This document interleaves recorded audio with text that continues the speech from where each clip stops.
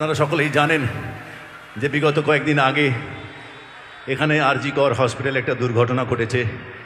একজন মহিলা, তার সাথে খুবই নির্মমতার সাথে অত্যাচার করা হয়েছে।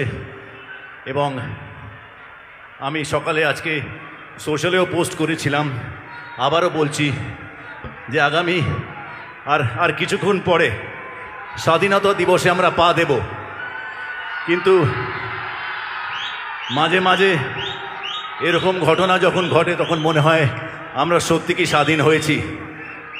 তো তাই আমাদের হাতে যতটুকু আছে, আমরা এখানে উপস্থিত যারা আছি তারা সকলেই সেই মহিলা, তার পরিবারের প্রতি, তার আত্মীয় পরিজনের প্রতি আমরা যদি তার পরিবারের শান্তি কামনার জন্য, আমাদের রাজ্যের শান্তির কামনার জন্যে 1 মিনিটের জন্য যদি নীরবতা পালন করি আমার খুব ভালো লাগবে।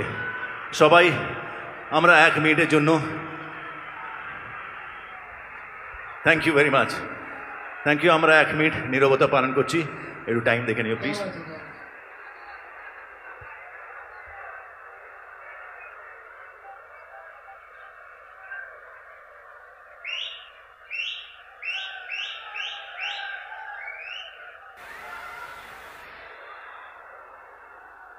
হয়ে গেছে।